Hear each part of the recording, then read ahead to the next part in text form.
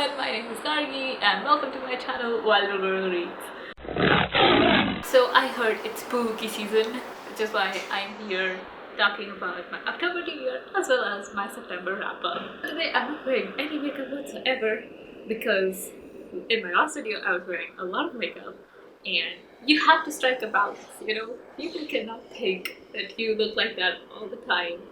They need to see the real me, which is this hobo me wearing a t-shirt that I have washed so many times that it has faded out the logo and with my chipped nails, everything. This is the real me. Everything else before was a farce. Now you get to see me. Nothing is more spooky than the entire world seeing my acne-ridden skin. I started out September with the Poppy War because Krisha and Nandini are organizing the Poppy Warathon, which is going on from September to October, and we are reading the Poppy War as well as the Dragon Republic together.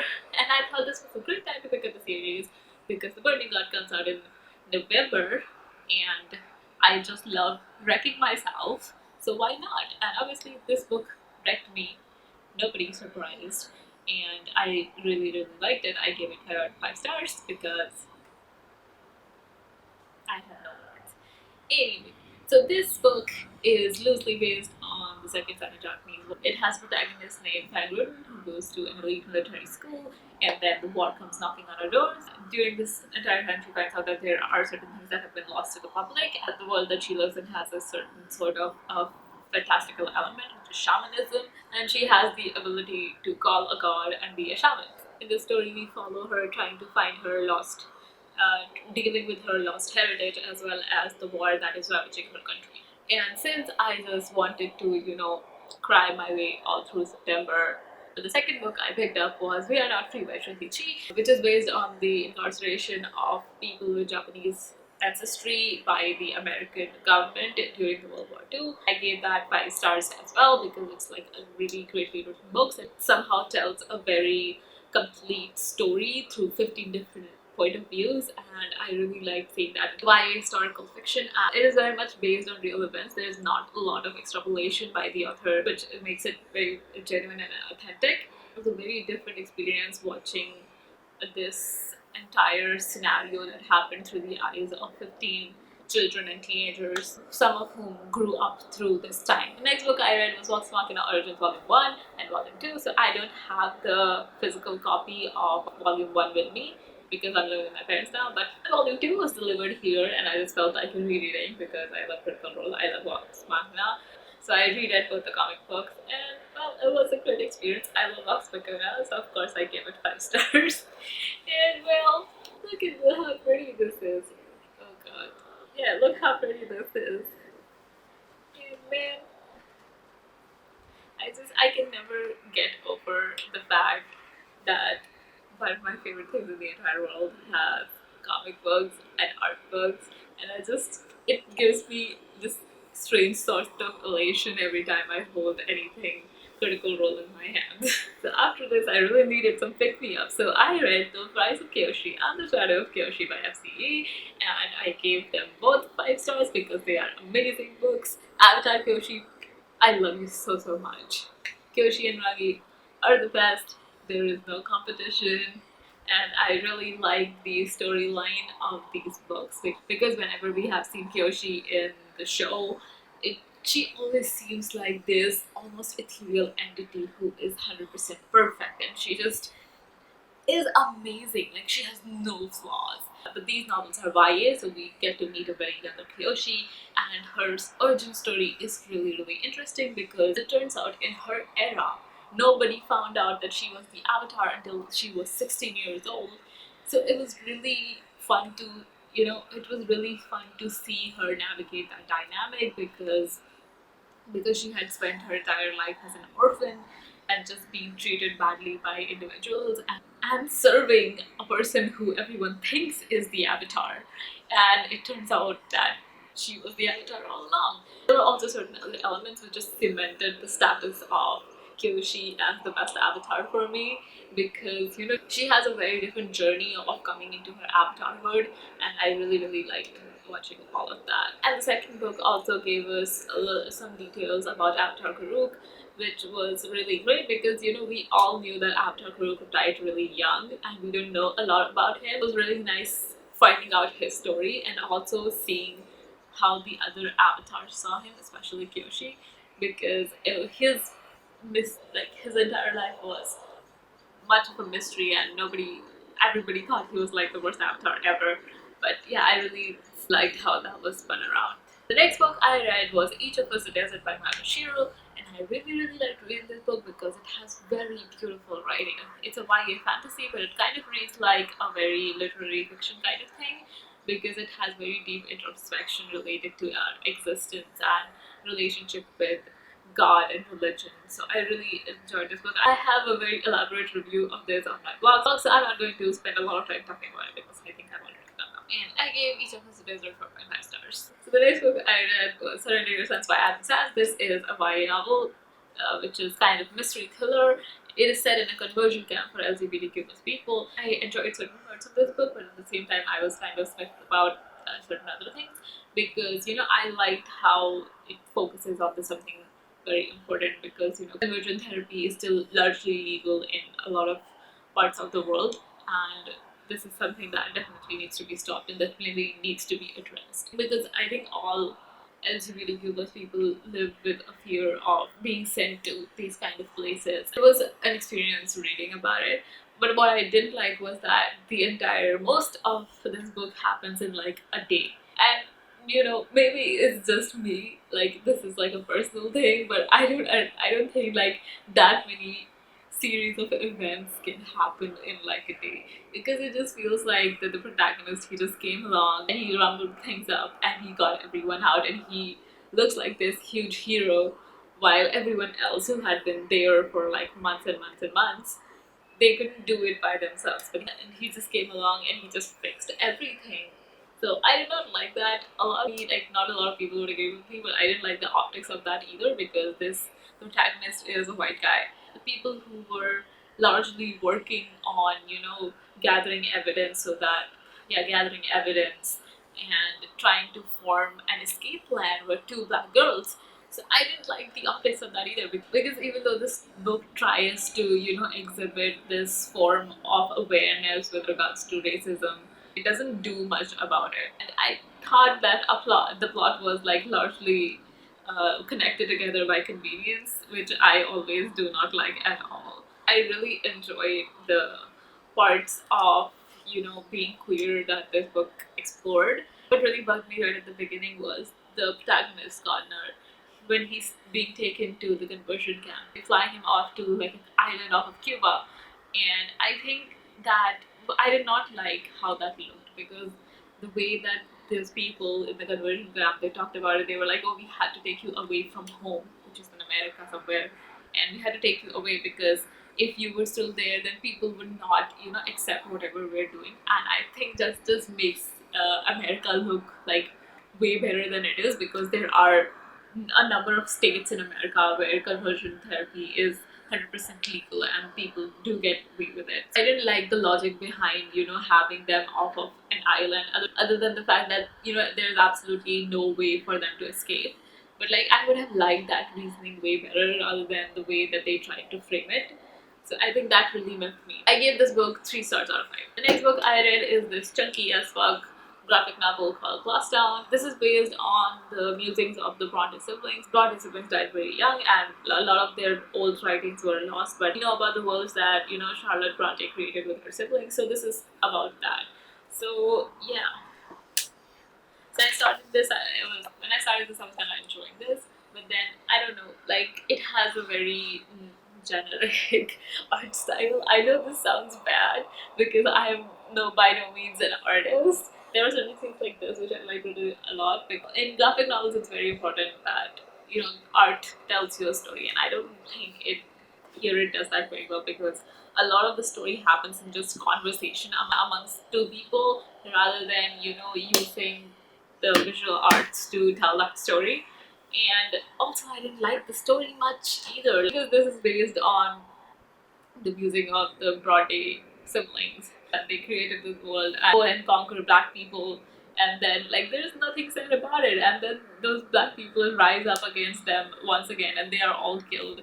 I just like, what is the point? I don't know. That I was just very very disappointed because when I thought about the entire rebellion and everything, I thought maybe they would spin this around, but they didn't. Anyway, I didn't like the story much. I didn't like the arts that much, and I think I gave this like 2 stars out of 5. The next book I read was Even If You Break My Mirror Can. This is a viral thriller about 5 friends who go to a cabin in the woods, and they are playing this murder mystery RPG, and then like they start dropping like flies.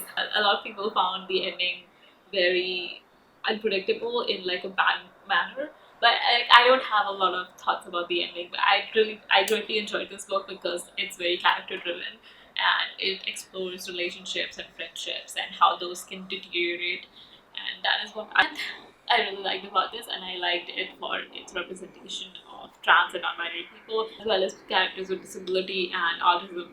I really liked the writing style, as well as certain elements of how the narration is done, because they are playing a murder mystery RPG. After a couple of chapters, there's always like this passage which seems like something a game master would say, and I really like that. And with regards to the ending, even though I kind of saw it coming, but I think a lot of people think that the motivation of the killer was not good enough.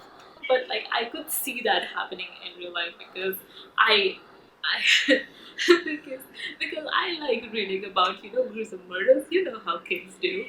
And I see like a lot of people don't even have motivation, they just are that way.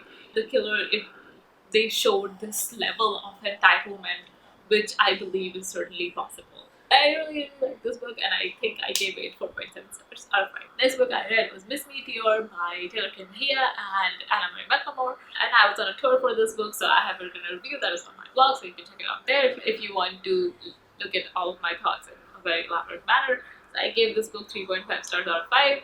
I like this book for its writing style and this story tries to tell. But I found certain things lacking with character development and the use of fantasy elements. And the next book I read was The Dragon Republic, and oh man, I think this is my favorite book in the series. I really liked reading this. I gave this 5 stars out of 5, obviously, because Arif Kwang is a genius. Yeah, I really liked the character development that Rin went through in this book, as well as new things that we got to learn about Kitai and Necha, and how the world building was expanded upon its foundations by the introduction of the Hesperians and the Dragon Warlord.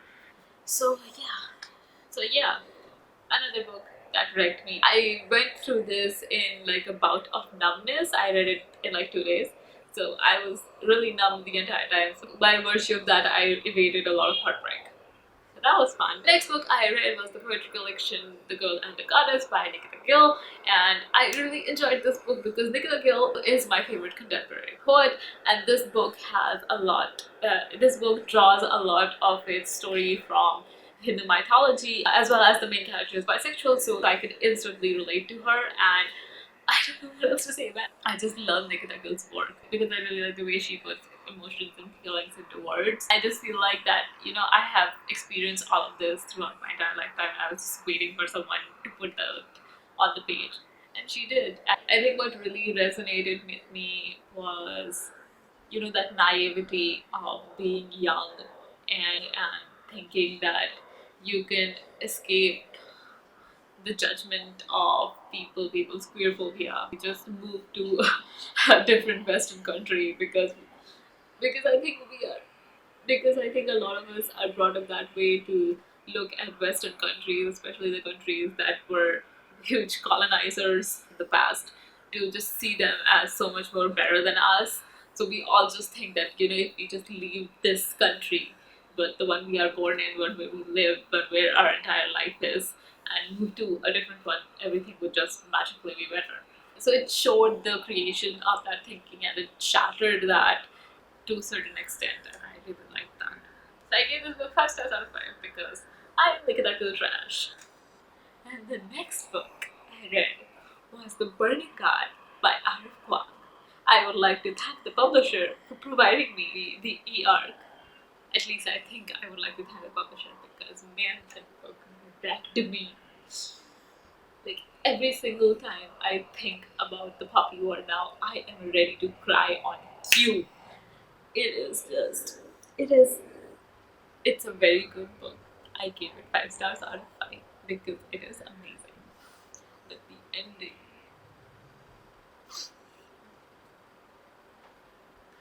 I'm not going to talk about it because I am working on a video in which I talk about the entire Puppy War series in great detail. So I think that video will be up later in October, so you can see me cry there. I'm not going to cry this time. The next book I read was The Duets Chandni by Amey Narvankar. So it's an illustrated children's story, and I really like enjoyed the illustrations. They were really pretty, and it tells this story of two Hindu girls who are going to get married and the obstacles they face while they are getting married. It is very short because it's a children's story, and it is told through the perspective of this young girl who does not understand all these certain things yet, like why does queerphobia exist in society. He talks about how she just went to a wedding of one of her cousins who was a guy, and he got married to a girl, and everyone was very happy. So she's just as excited to go to the wedding of her girl cousin, but when she reaches there, she sees like all these people are very scared because two girls are getting married and everybody looks down upon.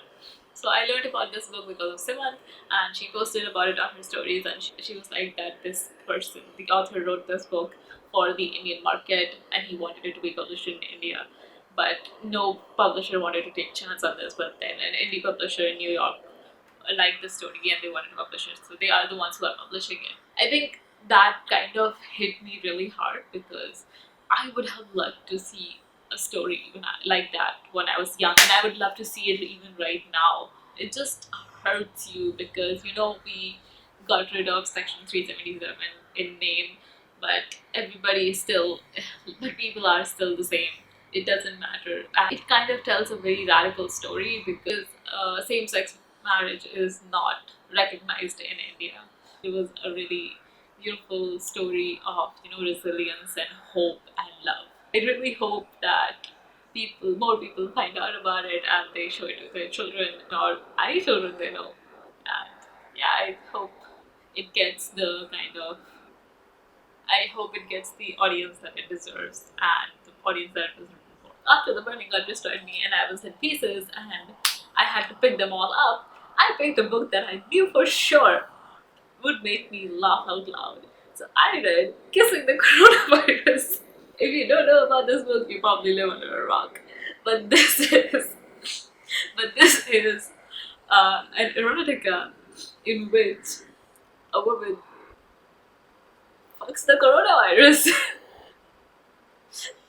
in more ways than I imagined it was possible. So I saw a lot of people reading this, and everyone's reactions were just amazing. And I was just like, yeah, I know this book is going to make me laugh. And it did. I read it in like half an hour. It would have taken me 15 minutes because it's only 16 pages long. But because I was laughing so much, it took me half an hour. And it was a really enjoyable half an hour. The level of absurdity in this book is just, I give it 1 star out of 5 because, man, everything about this book is bad except for the fact that it made me laugh because of how bad it is. 10 out of 10 would recommend because it's a really good laugh. Last book I read in September was A Spark of White Fire. I'm not going to talk a lot about this book because literally every single Desi SFF reader that I know has disowned me for not liking this book. But yeah, man, I don't know. I did not like it. I did not like the writing much, and there was not a lot of character development. A lot of things did not make sense to me. So yeah, I didn't like it. I'm not gonna tell you how much I rated this. If you want to find out, you can go look at my Goodreads. But I do not want to anger all the people who have disowned me already. This book is loosely inspired from the Hindu epic Mahabharata, which is why I was like really looking forward to reading it because I really liked that story and I liked how it drew parallels from it. I would like to issue a formal apology to all of those people from the bottom of my heart. My bad, fail. My bad. I'm really looking forward to reading the sequel because I like the storyline. So now let's move on to the October TBR. I'm gonna start with this. So this is Mahabharata. This is a Hindi book that I had for like, had for supplementary reading when I was like in 7th grade. So I have read this a lot of times. Like you can see, it's a little frayed because I have read this a lot of times because I really liked the story, and I want to read it again because after reading A Spark of White Fire, I was like, maybe I need to revise up a little on my Mahabharata. So yeah, the other books that I've had to read in October are Jade City and Jade War by Hana Lee, and this is a great time to read this book because Shalaya is having a read along. It is called Keeping Up with the Cows, and I hope that's how it's pronounced. I don't know anything. I'm sorry. Anyway, so yeah, I'm really excited to be taking part in this because after reading the Puppy War, I'm really getting into adult fantasy again, and this is an adult urban slash contemporary fantasy. And I have heard really great things about it, and I am ready to be wrecked again. These books have a Chinese inspiration, and they're set in like a big city, and there are a lot of clans, kind of like gangs, who are trying to take control of the city, expand their territory and stuff. There are these magical jade that can enhance a warrior's capabilities, but members of these clans have them, but like there is like certain black market shit going on, and like they're losing their jade to foreigners and just like people who don't deserve them, who haven't earned them. It's really interesting. I've actually started reading Jade City, and from what I have read, it's really good. So I'm looking forward to finishing this book. Another book I have on my TBR is Revere by Jordan Fueko. This is about a princess who's raised in isolation, but she has great power, and then suddenly she's one day called by her mother, and she's like, okay, we'll let you join this council thingy, but you have to kill a prince to, get that position. And she's very eager for her mother's approval. So I had actually started the audiobook for this one, but I just couldn't get into it, and I don't think that's like a detriment to the audiobook, but like I am just not in the headspace for audiobooks these days. So yeah, I'm really looking forward to reading it because I have heard so many people say such great things about it. And Shalaya also loves this book a lot. She said that it was the best fantasy debut that she had ever read. So yeah, I'm really looking forward to reading this one. The next book I have here is Cemetery Boys by Edith Thomas. I have been looking forward to this book since the dawn of time itself. Got my pre-order in early September, but I just couldn't find the time for it. So I'm going to read it now because it's spooky season, and this is spooky because it has ghosts. Ghost boyfriend is gay culture. This is about a litigious boy named Yadriel, and yeah, and he's stressed, and his family is not ready to accept that. So to prove himself that he is a boy, he goes and he does this Bruja ritual of calling a ghost, but he ends up calling his school's resident bad boy, Julian, and just like resident bad boy Julian, just hilarity ensues. And of course, I have heard so many good things about this one, so I'm really looking forward to reading it. And this is a great book to read in the spooky season. I'm not really a big fan of the spooky season because, I live in India. We don't celebrate Halloween. It's just October. Another book I plan to read is Empire Sand by Takashuri. I have already read a lot of South Asian SFF this year, and I'm planning to at least finish all of the South Asian SFF that I have on my TBR currently, and this is one of them. So yeah, I'm looking forward to reading this because I really like this premise of like this girl who is trapped between two cultures and of like two different socioeconomic cultures. Like her mother was nomadic and her father was part of the ruling class. Gets whipped up in this ritual of like in this mythical ritual, and then she embarks on a journey of vengeance and love and betrayal. So yeah. Another book I am looking forward to reading is Dracula by Bram Stoker. I've had this book for years. I haven't actually read like half of it like 2 or 3 years ago. So I was reading this during my uni break, and then I went back and I forgot to take this book with me, so everything has evaporated. And it's spooky season, so I thought, yeah, let's read Dracula, why not? Another book that I'm planning to read in October is Loveless by Alice Oseman. So I have been trying to read this ever since it released, but I just cannot find the time or the energy. This is October's pick for In the Margins book club, and I thought, this is a great time to read this because maybe if I have that pressure on me that, you have to finish this for a book club, maybe I would be able to do that. The book is about a girl who had never experienced sexual or romantic attraction, and then she goes to uni and she finds out about, all the different antisexualities that there are, and she thinks that she's the arrow ace, and then she tries to navigate and understand herself and her sexuality. The book that I planned to read in October was Bloom by Kevin Taneda. So this is a graphic novel and it's queer, so like automatic buy. I actually read this on the 1st of October, so I'm done reading this. I liked its art style, it's very cute and everything. But then I didn't really enjoy the story because like you don't get attached to the characters and then just like things are happening, you don't feel invested in it. So I gave this 2 stars out of 5. But I checked this off my October TBR, so yay me. This is about a boy named Eri, and he lives in a small town, and his family owns a bakery. But he has plans. He wants to, go to another city and try to make it in his band. That his parents are reluctant to let him go because they need help around the bakery. So he tries to find a replacement for himself so that he would be allowed to go. And he does find one, but then his priorities change and people fall in love, I guess. Another book that I plan to finish in October is Do It Takes a Breath. I have picked this up. I have picked this book up a couple of times and I just forget about it. It gets buried beneath my things. And I picked this up in September, but like again, I did not finish it. So I'm hoping to finish it this time. This book is about a lesbian Puerto Rican girl from the Bronx, and she reads this self-help book by a hippie woman and she really likes it. So she writes that woman and she gets an internship with her. Flies to Portland in her uni summer break and does her internship, and then she meets a whole new cast of people and she learns new things about herself and just the world, and I think it's a story about coming into yourself. Another book that is on my October TBR is How It All Blew Up. I'm on a bookstagram tour for this book, so I'm currently reading it and I think I'm like 15% into it. I'm really liking it. It's about an Iranian American Muslim guy who is gay. His entire family gets detained at an airport because they were fighting on a flight. My tour date is on 4th October, so I think it will be up by the time that this video comes out. Oh no, the daylight is going away. I gotta wrap this up real quick. Other books that are on my TBR is This Is All Your Fault, Forget This Ever Happened, The Camelot Betrayal, If We Were Villains, and War Girls. I'm looking forward to reading all these books. 30 of these are arcs, which I need to read for like tours and stuff. I'm also planning to pick up 2 more books because I looked at my stack of Doctor Who books. These are all my Doctor Who books. I found out that there are 2 that I have not yet read. Completely unacceptable. So I'm planning to read The Judgment of the Judoon and The Divine Strain. It's been some time since I have seen 9 and 10 in any format, so I'm really looking forward to reading this. Doctor Who is like one of my favorite TV shows, just like favorite pieces of media ever.